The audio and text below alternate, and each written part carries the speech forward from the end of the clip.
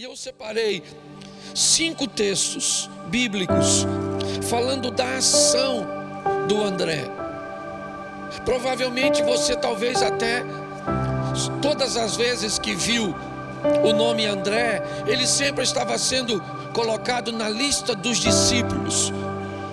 Sempre estava lá, né? André, junto com Mateus, junto com Natanael, junto com Judas e outros, porque os 4 discípulos, certo? Ou melhor, os 2 que mais se destacaram foi Pedro e João. Um pouquinho depois, o irmão de João, Tiago, e André era o 4 do círculo mais íntimo de Jesus. Mas minha proposta hoje, eu quero que você entenda o que eu quero fazer. Eu quero hoje fazer com que você tenha consciência da sua importância nesse reino. Não interessa se você vai ser visto, se você vai ser lembrado, se as pessoas vão ovacionar você. O reino de Deus é muito maior do que tudo isso. A grande verdade é o seguinte: seja você aí onde você está, ou eu aqui onde eu estou. Escute o que eu vou te falar agora. Quantas pessoas aqui nesse ambiente são capazes de citar o nome de seu tataravô?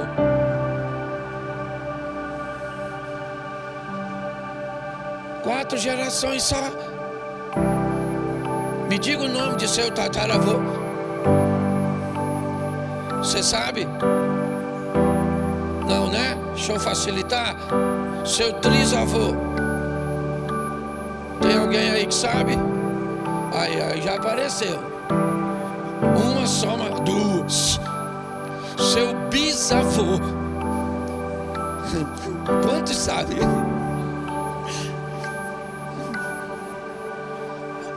Seu avô, pelo menos. Bom, tem gente que não levantou. Seu pai, pelo menos. Ou vou facilitar mais, o seu. Preste atenção. Quer você aí, quer eu aqui. Entenda uma coisa: daqui a 4 gerações ninguém lembra mais de você. Olha como nós somos importantes. Você está entendendo? A grande verdade é essa. Então a importância está na sua missão, naquilo que você está fazendo quando você está vivo, quando você está inserido. Se as pessoas vão reconhecer ou não,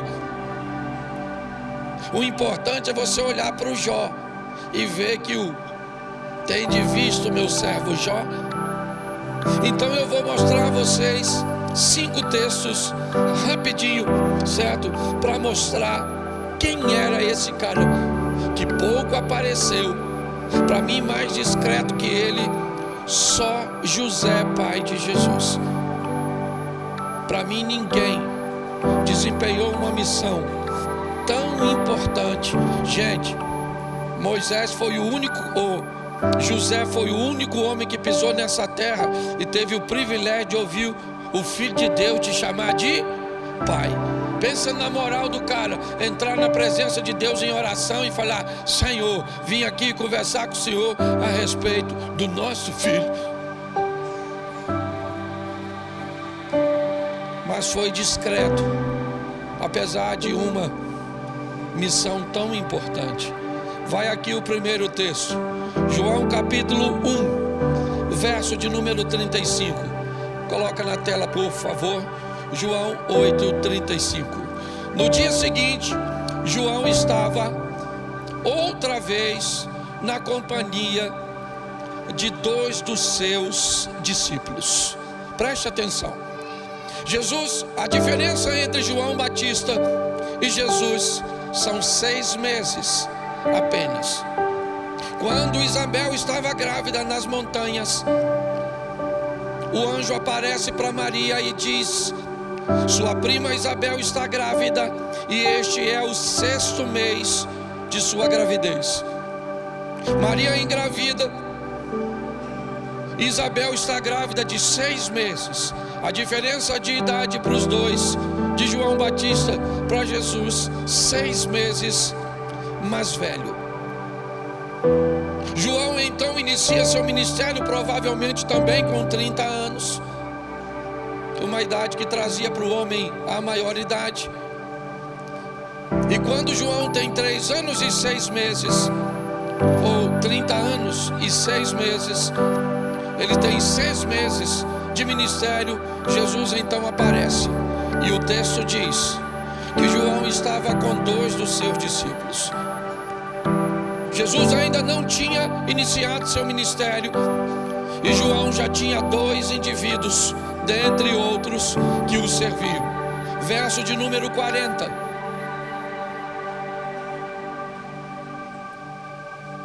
Bota o 40, por favor. André, o irmão de Simão Pedro, era um dos 2 que tinha ouvido o testemunho de João e seguiu Jesus. Preste atenção. André era um dos 2 que caminhava com João. André, ele foi um dos primeiros, e na narrativa de João, eu não sei quem é o segundo, mas André é alguém que começa essa história de aceitar ou de receber a palavra de Deus através de João. É chegado o reino de Deus, arrependei-vos e convertei-vos. André recebe tudo isso. Olha bem, é ele que inicia, é ele que começa. Quando você olha o verso 41, coloca por favor. Ele achou primeiro seu próprio irmão Simão e disse: achamos o Messias, que quer dizer Cristo. Preste atenção, na narrativa de João, André chega primeiro. Pedro não foi discípulo de João, ele já entra, no ministério de Jesus, mas André não. André, ele tinha um coração acessível, e ele era alguém que ele estava com João, é verdade, sendo discipulado por João. Mas quando João diz para André: olha, aquele ali é o Cordeiro de Deus, é ele, não sou eu. André não tem apego ao líder, não. André é alguém que está pronto para servir a Deus, e é simplesmente isso. Se vai servir a Deus numa universal do reino de Deus ou numa assembleia de Deus, se vai servir a Deus num ambiente de uma igreja grande ou de uma igreja pequena, para André isso não interessa. Ele caminhava com João, teve sua experiência com João, provavelmente foi batizado por João, mas quando Jesus aparece, João diz: é ele, não sou eu. André então se despede de João e vai seguir Jesus. Mas preste atenção, a primeira coisa que ele faz é falar com seu irmão Pedro, e diz: Pedro, eu estava caminhando com João, mas João apontou para Jesus, e ele é o Messias. Achamos o Messias. Eu quero que você entenda que às vezes você pode apresentar alguém a Jesus, alguém ao ministério, alguém trazer alguém para uma igreja com um processo de evangelização, e você tem que ser maduro, porque muitas vezes essa pessoa pode aparentemente ter um ministério mais relevante que o seu. Essa pessoa muitas vezes pode se destacar mais que você, pode receber uma notoriedade. É o que vai acontecer com André. Ele é o primeiro a chegar, ele caminha com João há um tempo. Assim que ele descobre quem é Jesus, ele chama Pedro e diz: Pedro, achamos o Messias, vamos ver. Pedro vai, evangelizado por seu irmão, e Pedro se torna a figura principal do ministério de Jesus. E quase não se fala de André, mas isso não o paralisou. Nós vamos encontrar André continuando.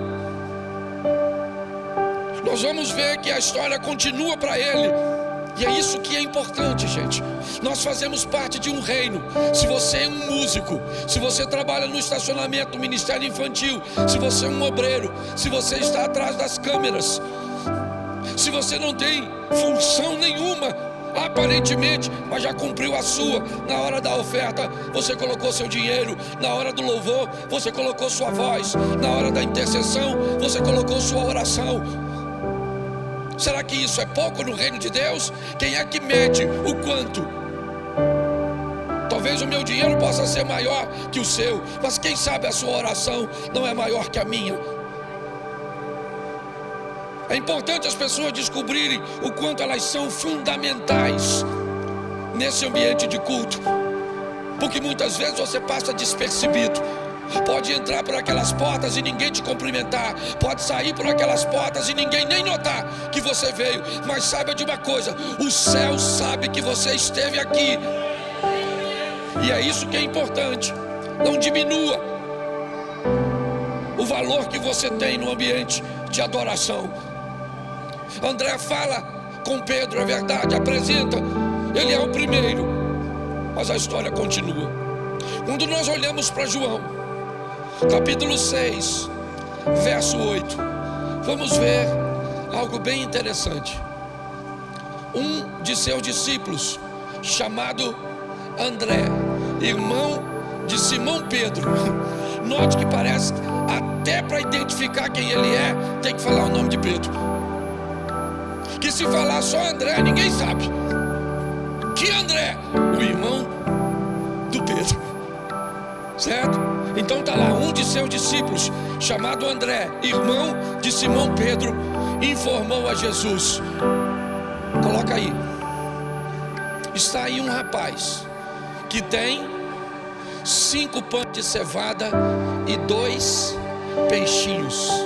Mas isto que é para tanta gente? Preste atenção. Uma multidão de quase 10.000 pessoas está nessa ocasião.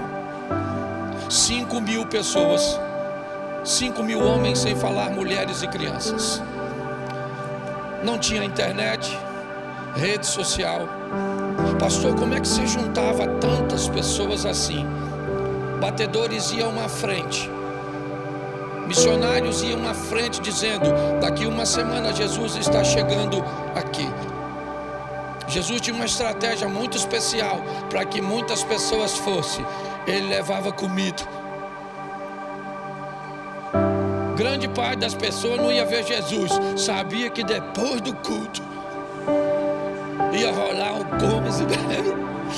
Isso é crente em qualquer tempo, que fique claro. Mas eu comecei a me perguntar, no meio daquele montão de gente, Jesus pergunta: alguém tem alguma coisa aí? Eu queria lembrar você que nessa época Jesus já era famoso. Eu queria lembrar você que nessa época já tinha gente querendo matar Jesus.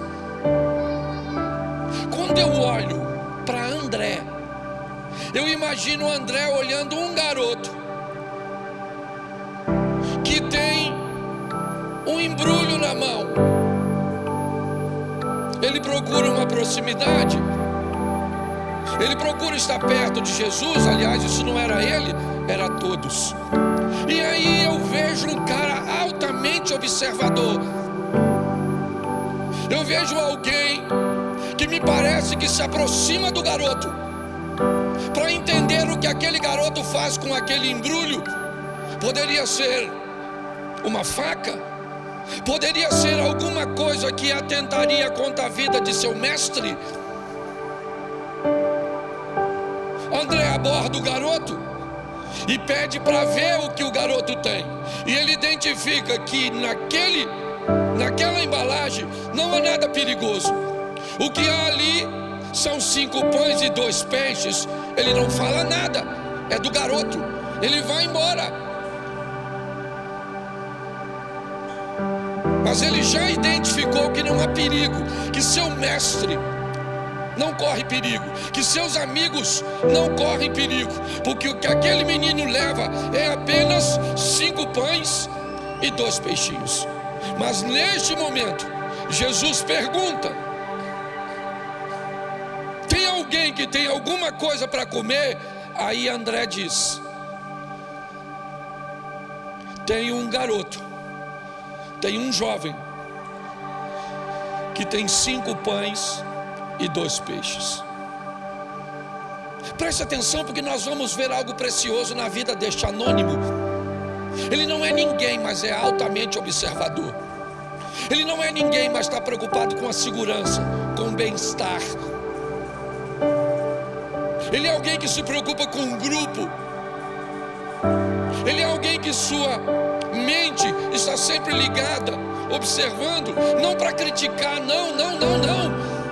Sim, para apresentar uma solução quando um problema aparecer, ou às vezes resolver um problema sem sequer ser notado. Você entra no banheiro e um rolo de papel higiênico está no chão. Quem está olhando? Ninguém, não tem ninguém mais, somente você. Mas quando você pega aquele rolo de papel higiênico dentro de um templo, da casa de Deus, ou em qualquer outro lugar, falando de ordem, mas aqui falando da casa de Deus, e tira para não molhar, e coloca um lixo numa lata de lixo, não é função sua. Isso pode não ser função sua aqui na terra, para dar satisfação para as pessoas, mas às vezes eu me pergunto se aquele lixo não está no chão, sabe? Eu fui tomar um café hoje de manhã, assim que cheguei, enquanto eu estava arrumando minhas coisas, a notinha do cupom, ela caiu no chão, me deu uma vontade. Eu estava com um copo de café e um saquinho de pão de queijo, de deixar. Mas aí uma moça olhou para mim, aí eu botei os 2. Eu não sei nem, não se estava em cima da mesa, eu não sei, mas eu fui lá e peguei. Aí ela me olhou como quem disse assim: não ia pegar, né? Deixa eu te falar uma coisa, é muito importante você entender. Eu gosto da figura do André, por quê? Porque ele é um cara extremamente antenado. Ele é alguém que não é visto, não vai ser lembrado. As pessoas basicamente não vão falar dele. Poucas pregações você vai ouvir a respeito dele. Mas o nível de observação e de segurança que esse cara traz para o grupo era sempre muito bom. Nós temos pessoas assim aqui na nossa igreja, e talvez em qualquer igreja, pessoas observadoras, que fazem coisas que você nem sabe, que se preocupam com coisas que jamais passaram por sua cabeça. Às vezes você recebe uma orientação aparentemente simples, que para você não tem nada a ver, mas para nós tem a ver com uma segurança que precisamos oferecer para todas as pessoas. E André era alguém anônimo, mas que tinha a capacidade, sabe, de se preocupar e mostrar sua relevância no grupo sem necessidade de aparecer. Vamos para o terceiro texto, Marcos capítulo 13, verso 3. Marcos 13, 3. Jesus estava sentado no Monte das Oliveiras, diante do templo, quando Pedro, Tiago, João e André lhe perguntaram em particular. Preste atenção, esse texto fala que André era alguém que fazia parte de um círculo íntimo de Jesus. Quando Jesus vai selecionar seus discípulos, ele escolhe 4 pescadores. O que os pescadores têm para Jesus fazer de seu ministério a base de pescador? André, o primeiro discípulo, como eu falei. João, os 2 de Betsaida. André e Pedro, perdão. E Tiago e João, são irmãos. João é irmão de Tiago e André é irmão de Pedro. Os 4 são pescadores. homens altamente preparados para lidar com frustração, homens altamente preparados para lidar com muito trabalho e pouco retorno, homens altamente preparados a puxar uma rede pesada depois de uma noite inteira de pescaria, e quando chegar na terra, olhar que aqueles peixes que eles pegaram não vale nada, e devolver tudo para o mar e voltar a pescar de novo. A base do ministério de Jesus era formada por gente capaz de enfrentar qualquer tipo de frustração ou de situações adversas. Ele não quis saber de capacitação, se conhecia sobre teologia do Velho Testamento, se era homilética, exegese, hermenêutica e tantas essas coisas importantíssimas, diga-se de passagem. Mas o que adianta alguém com tanta estrutura sem uma formação para lidar com frustrações, com decepções? O texto está nos mostrando que quando tinha um assunto particular, os outros discípulos não podiam acessar, mas André tinha acesso. Ele fazia parte dos íntimos. Bom, é verdade. Mas o capítulo 3 de Marcos, verso 18, coloca Marcos 3, 18. André, Filipe, Bartolomeu, Mateus, Tomé, Tiago, filho de Alfeu, o Tiago, irmão de João, Tadeu e Simão, o Zelote. Caça ali Pedro, caça ali João, procure ali Tiago, irmão de João. Você não vai achar nenhum dos três que estão na linha de frente do círculo íntimo, mas olha quem encabeça. André era alguém capaz de navegar, de caminhar, de frequentar todos os ambientes. André estava no círculo dos íntimos, mas não se sentia menor ou maior do que ninguém. Era capaz de ir lá embaixo conversar com os de baixo, estar no meio, junto com Filipe, que era parceiro, certo? Bartolomeu, tá a turma lá, o Mateus, tá? Tomé, a turma tá toda aí. André era alguém que frequentava os dois grupos. Ele sabia, não se sentia maior, não se desmerecia quando estava lá embaixo, nem se achava superior quando estava lá em cima. Era alguém com um nível de domínio próprio extraordinário. Podia ter um contato com Jesus em particular, é verdade, mas nem por isso se achava melhor do que ninguém. Tinha uma reunião com todo mundo, lá estava André conversando perfeitamente. Mas deixa eu te mostrar mais um texto. João capítulo 12, verso 22. André e Filipe, lembra? Isso. No texto anterior, o texto começa com André e Filipe. Agora João 12, 22. Filipe foi dizê-lo a André, e André e Filipe comunicaram a Jesus. Preste atenção que eu separei dois grupos. O grupo dos 4, onde André está presente. O grupo dos 8, onde André também está lá, presente como o 9. Ele também está presente. Agora há um problema.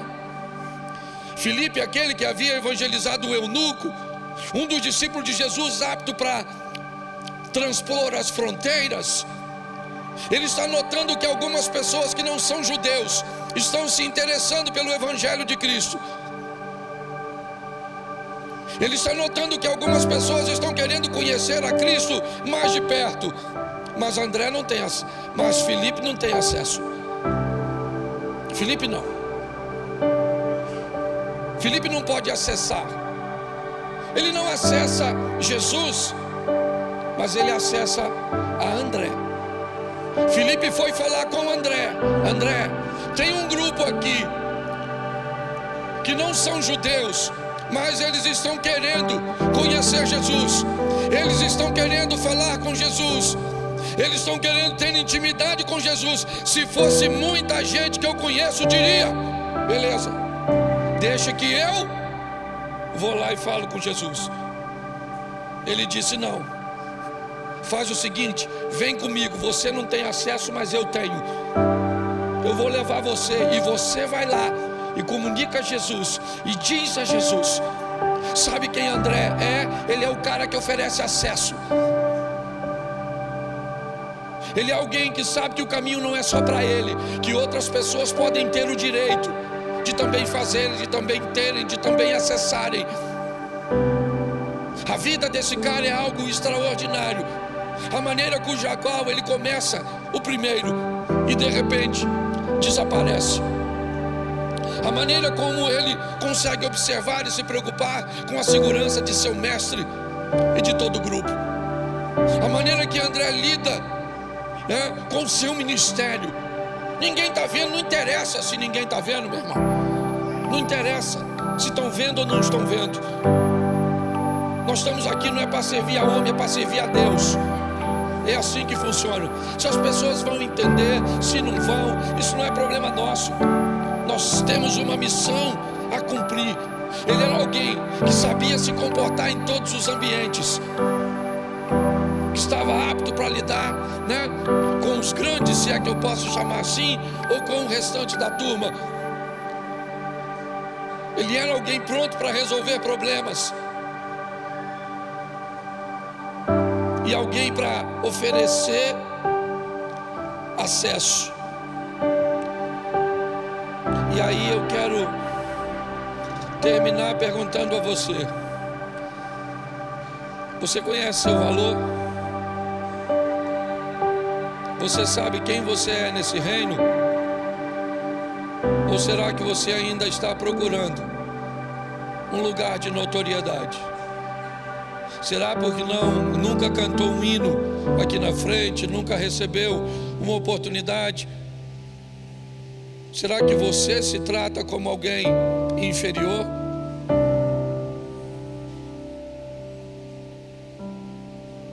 Quando essa igreja nasceu lá do outro lado, quando as primeiras pessoas chegaram, a igreja estava toda pronta. A única coisa que o nosso ministério recebeu de oferta foi um pouco de cadeiras dos meninos da Gênesis. Muitas cadeiras dessa que você senta foi os dois Alex que doaram, e umas caixas de som que o pastor Charles da igreja Luz da Vida doou.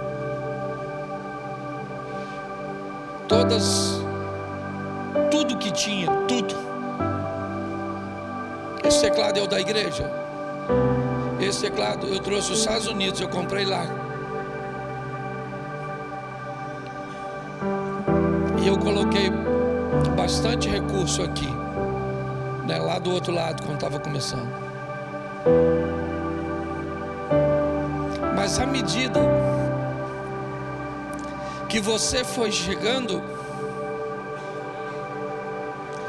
você foi colocando seu recurso. Nós limpávamos banheiro, nós servíamos o lanche, nós varríamos a igreja. Mas quando você chegou, você foi tornando a nossa vida mais leve. Você trouxe consigo a sua capacidade de ensinar. Você trouxe a capacidade de nos ajudar a limpar os banheiros. Hoje nós temos pessoas para fazer isso que são remuneradas, mas elas são remuneradas com a sua oferta. Eu queria que você soubesse o seu valor, porque eu tenho ido em determinados lugares e as pessoas tratam as pessoas na igreja como se elas fossem um lixo, como se o altar fosse um palco, algo cinematográfico, onde os artistas aparecem. Alguém pode até pensar isso aqui, porque nós não temos como controlar o coração do homem, mas eu queria que você entendesse a sua importância. Eu não tenho como saber seu nome. Às vezes eu sou incapaz de reconhecer você fora daqui. Mas por favor, não entenda isso como um descaso. Entenda como uma limitação. Quando a igreja surgiu, ela tinha 180 lugares. Eu não queria que ela crescesse mais, eu só queria 180. Na minha cabeça, quando batesse 180, eu fechava. E não pode entrar mais membro. Aí eu descobri que se eu fizesse isso, eu estava montando uma seita. Aí eu desisti. Porque você precisava vir. E eu quero terminar agora perguntando. No último culto eu fiz isso abertamente, normalmente eu não faço mais, mas perguntando: se Deus não enviou alguém aqui hoje para ser mais um, se Deus não enviou alguém aqui para voltar para o reino, e não é para servir aqui, é para servir o reino. Reino é reino, onde Cristo está sendo pregado, onde o Espírito Santo tem liberdade para agir, é reino. Se tem o nome batista, metodista, se é presbiteriano, se é pentecostal ou tradicional, se usa pano na cabeça, é reino de Deus.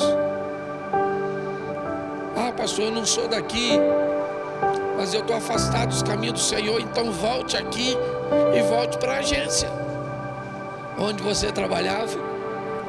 Ela também é uma agência do reino. O reino está precisando de André, gente que esteja disposto a fazer sem querer reconhecimento nessa terra. Se vier, está tudo certo. Se não vier, nós vamos receber tudo na glória. E se você achar que não consegue fazer isso, vai continuar com os ruins mesmos.